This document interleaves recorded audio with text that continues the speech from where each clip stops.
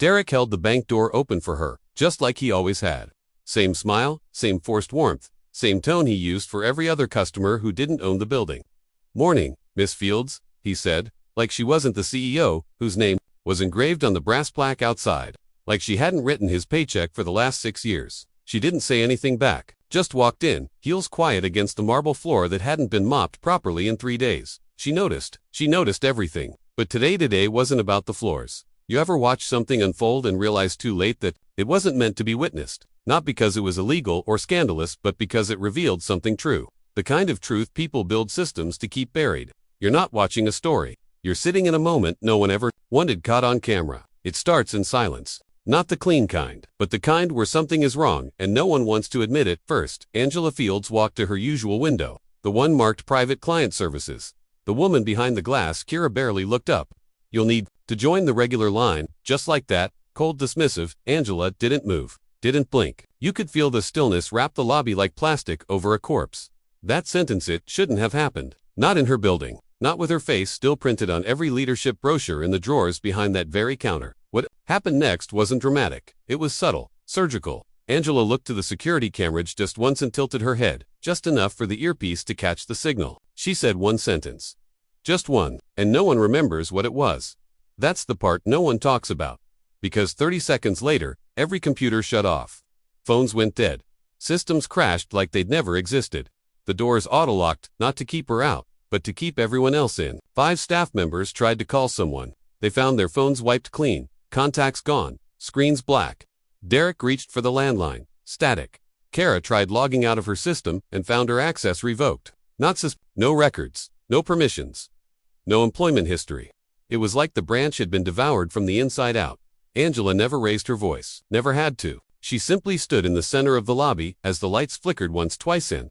That's when the baby started crying. Not loudly, but in this strange, choking way, like it wasn't crying at something but for someone. And when the mother tried to soothe him, he whispered a name no one could understand, except for Angela, because she froze, like she'd seen a ghost crawl out of the past. The baby looked directly at her, eyes too focused for someone that young, and repeated it. Again, same name, same impossible pronunciation, one that hadn't been spoken since her sister vanished 30 years ago under a name she was never born with. Kara was the first to ask the question, trembling. "What did he say?" Angela didn't answer. She simply walked to the vault, pressed her palm to the glass panel, and waited. The system only 3 people in the country could override, unlocked without a sound. Inside wasn't money, it was a file. One manila folder, unmarked, and when Angela opened it, the last security guard, Keith X, who wasn't supposed to crack, ran, didn't clock out, didn't say a word, just bolted. And before the doors sealed again, they all heard him scream, just one thing: "That name's not real. She's not supposed to be here." And that's when the lights went out for good. The moment Keith's scream was swallowed by the automatic lock. A silence fell so complete, it felt stitched into the skin. No alarms, no backup generator. Just the low hum of a system that no longer existed. Angela stood alone in the vault's threshold, folder in hand, but didn't open it again. Not yet, not with all of them watching. And they were watching. Or no, not watching. Frozen. Every employee, every customer. Eyes unfocused, breathing shallow. Something had shifted the moment the baby spoke. You could see it in the way Kara clutched her own wrist like she couldn't feel her fingers. In the way Derek blinked too fast, like trying to shake off a dream that had crawled in behind his eyes. Even the mother, holding her now silent child, looked at Angela like they'd met before, but not in this life.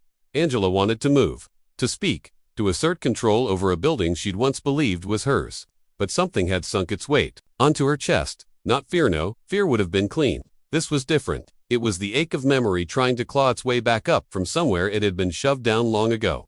The name the baby whispered, it wasn't just a trigger. It was a code. A message meant only for her. A sound not spoken in years. One that had been burned from every report, every autopsy, every closed-door hearing after her sister's disappearance. Except there was never any hearing.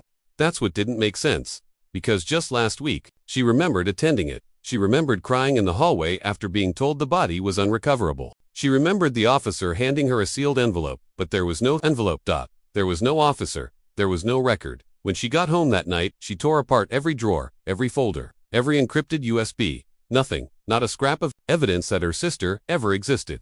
Just a high school yearbook where the girl next to her was blurred out face, smudged like someone had scraped it with a wet thumb. No name listed. Just student, not identified. The strangest part, she never noticed it before. A static crackle broke through the silence. faint, like a bad radio signal tuning in through bone. Angela turned, heart thudding. No speaker systems were online. No backup feeds. Yet the sound was inside the room. Not follow the voice. The words came in sharp, broken pulses. Repeated twice. Then gone. Kara screamed. Everyone turned to slowly and saw the teller hunched against the glass wall, her mouth wide, her voice strangled, pointing at the security monitors still mounted on the wall. They were off, had been off. But now, one of them showed Angela standing. Right there. Only this version of her was not moving. The feed flickered like old VHS tracking errors. Her doppelganger stood still, face half turned, lips barely parted, and her eyes. Her eyes weren't looking at the camera. They were staring just behind it, as if she was aware of someone else in the room the rest of them couldn't see. Angela's skin crawled with something colder than fear. She stepped forward, the feed, glitched, and on the next frame she was gone, not replaced, not edited, simply, not there. Derek whispered, that ain't live, that's from before. I checked those feeds this morning. They're on delay, like 5 minutes, tops. This. This can't be right, but even as he spoke, his hands trembled in a way Angela had never seen. His watch blinked 10:34 a.m., but the digital clock near the vault read 9:12. Her phone showed 4:18. Karis was stuck on midnight. The mother's wasn't even real, just a black screen. She kept touching like trying to remember how it ever worked. Angela stepped back, bumping into the edge of the vault door. The manila folder nearly fell from her hand. She opened it and immediately wished she hadn't. Inside wasn't a report, not documents, no financials, no legal notes, no signed affidavits, just photos. Dozens of them, every one of them taken from angles she didn't recognize of herself. Some recent, some impossibly old. One showed her outside a church she didn't remember entering. One was in her bedroom, asleep. One was from behind, on the edge of a cliff, with her sister standing beside her, grown, not dead, not missing, aged alive. And in every photo, the same small shape appeared in the background, a dark blur near the edge of the frame. The kind you'd dismiss as a smudge or shadow until you noticed it had moved between shots. Angela felt her knees buckle, not collapse, just weaken, enough to feel real, human, vulnerable. That's when the second voice came, a man this time. Familiar in that too familiar way, like a voicemail you forgot you'd saved from someone you don't speak to anymore. Ms. Fields, it's already started. The folder was never meant to be opened. You're not sick, but you will be, soon. That's how they'll explain this. You need to leave the vault, right now. Do not speak to the woman who's about to enter. Angela's breath caught, the lights buzzed, and then they flickered once, twice, and the front door unlocked. She turned. Someone walked in. A woman, mid-50s maybe. Messy curls. Wearing a jacket that looked military issued but wrong, like it had been altered aftermarket. Her eyes scanned the room, cool and detached. She looked like a customer, until she didn't. She smiled at Angela, small and rehearsed, and said, "You remember me, don't you?" Angela didn't, but her body reacted before her mind did. A full step back. Spine tense. Pulse sharp. The woman glanced down at the baby in the mother's arms. "You heard it too, didn't you?" she asked. Not to the baby, to the mother, but the mother just blinked, slowly, like she wasn't in the same reality anymore. Like her presence was being borrowed. Angela swallowed hard. "Who are you?" The woman looked disappointed. "I was there the night your sister disappeared," she said gently. "But we never used that word, did we?" Angela's throat dried out, because suddenly, the word disappeared didn't feel right. Not because it wasn't accurate, but because it wasn't big enough. The woman stepped closer. Not threatening, just certain. "You think this is about the bank. You still think you're in control. But control," she said softly, "was never yours. It was hers. You kept it buried so deep, didn't you? All that screaming when no one else was in the room. All the missing time, the unmarked letters, the red door in your dreams. The file wasn't the first thing you opened. It was the last." Angela tried to speak, but something caught in her mouth. A taste, like iron. She looked down, blood. A thin line from her nose, barely visible. The woman smiled. "Softer now. You're waking up," she said. "It'll hurt, and they'll say, you imagined it. That this whole day was a break. But listen, if you still hear the humming when you're alone, don't pick up the phone. Not the one at home. Not the one in the office. Not even if you recognize the voice." Angela's ears rang. The lights buzzed again. The vault began to close. And before the door sealed completely, before the folder was ripped from her hands by a gust of wind that had no business being inside a bank lobby, the woman whispered something only she could hear. "You asked the wrong question." Then blackness. Real, suffocating blackness. And when Angela woke up, she was alone. No vault, no customers, no Kara, no Derek, no crying baby, just an empty bank. Silent, still. And the only sound, a voicemail blinking on the phone, time-stamped. 2 hours before she walked in. She pressed play. Ms. Fields, this is a courtesy call. Your branch is closed today due to security maintenance. We apologize for any confusion. Please note, there was no appointment scheduled under your name. If you believe this is an error, check the folder. Angela turned. The folder was gone, but in its place was a single photo of her standing in that same lobby, alone, and behind her was someone smiling with her sister's face, but 20 years older and missing her left eye. The bottom corner of the photo. The third time Angela opened her eyes, she was at home, still in her clothes from the bank. No blood, no folder, no security footage, just her house, quiet and sterile, like someone else had lived in it while she was gone. The sun burned through the living room window at the wrong angle, like it was too early or too late, and the digital clock on her stove blinked 1:36 a.m., even though it was bright outside. That should have been the first sign. But she ignored it, because part of her wanted a resolution, even if it was a lie. She wanted something she could hold, something that made the last 24 hours make sense. So when the phone rang and a calm male voice said, "Ms. Fields, we've reviewed your file. We believe we owe you an explanation," she answered without question. Because the voice sounded like truth, and she was tired of the noise inside her head. They called it a systems breach. That's what the man said. A malfunction triggered by a corrupt patch in the bank's central server caused hallucinations, auditory anomalies, temporary memory displacement. Rare, but documented, he said. You wouldn't be the first to experience this. It happens. During periods of prolonged exposure to high-frequency data bleed, the brain interprets signal pollution as memory, especially in people with unresolved trauma. He said it gently, with clinical warmth, like someone walking her back from a panic attack. Angela nodded, said nothing. He told her that what she saw at the branch was a projection, a confused collision between subconscious memory and corrupted input. The woman you saw, a staff member. You used to mentor her. We believe your mind assigned her the identity of someone from your past. Angela wanted to believe him, wanted to let it all collapse under the weight of that single, rational answer. She remembered how easy it had always been to let professionals put names to her discomfort. Anxiety, exhaustion, grief. She had spent years organizing her emotions into neat, labeled folders. No wonder something inside her had finally broken open. Except when she checked her call log later, there was no record of the call, no number, no voicemail, no trace, just a memory that sounded too rehearsed to be real. Still, the next morning she returned to the branch. It was open, clean, fluorescent, lights humming in harmony, customers chatting. Kara waved from behind the counter like nothing had happened. "Hey Ms. Fields, thought you were on the East Coast this week." Angela stared at her. "You're here." Kara tilted her head. Yeah. No one said anything about the shutdown, the system breach." Kara frowned. "You okay? You look pale." Angela forced a smile and nodded, stepping away slowly. The others were there too. Derek, the security guard.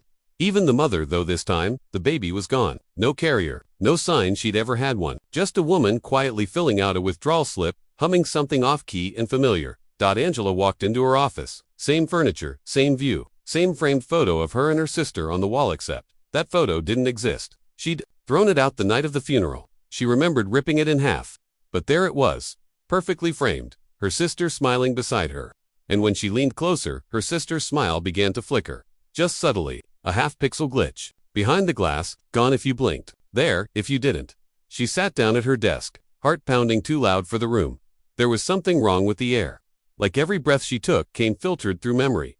Thin, over-processed. Familiar in the way old trauma felt like you'd lived it already, but couldn't tell which part of it was yours. That's when she found the key. It had been taped to the underside of her keyboard. Small, old-fashioned, the kind no one used anymore. Attached to a post-it note that read, Unit 7B. You kept it for a reason.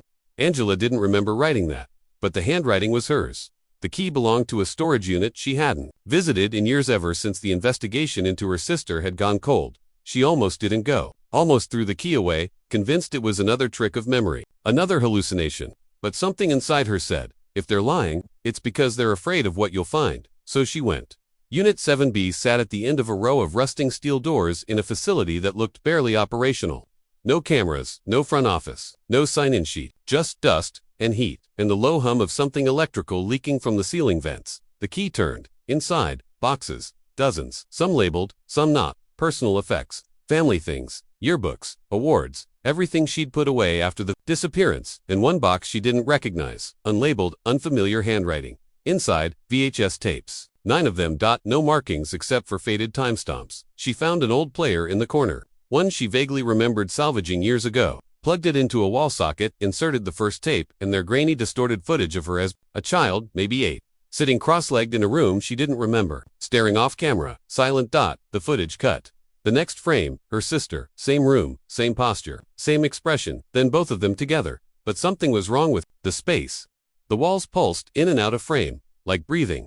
Furniture rearranged itself between cuts. A door in the background opened and closed at random intervals, revealing nothing on the other side. And on the fourth tape, they both turned at the same moment to look directly into the lens. Angela recoiled, because the moment they turned, the footage glitched. Her sister's face warped, hers too, not distorted, just doubled.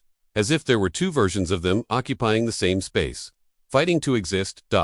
And then her sister whispered something. Audio barely registered. A short burst of sound. Angela paused the tape. Rewound. Played it again. One word. A name. Not her own, not her sister's. A name she had heard before, but only in her sleep. In nightmares she used to have after the investigation ended. A name she could never remember upon waking. Until now, that name, it was the one the baby had said. She stood, knocking over the tape deck, heart pounding like it was going to shatter. That was when the door to the unit slammed shut. Pitch black. No light. No exit. And then, a voice. Not loud, not external. It came from behind her teeth, inside her mouth, echoing down her spine like a migraine made of sound. You asked the wrong question. Again. Angela screamed. No one heard. The door opened 20 minutes later. According to the facility's manual override system. No one was inside. Except the box of tapes. And a mirror that hadn't been there before. Smeared across the glass. She doesn't remember, yet Angela woke up in her bed.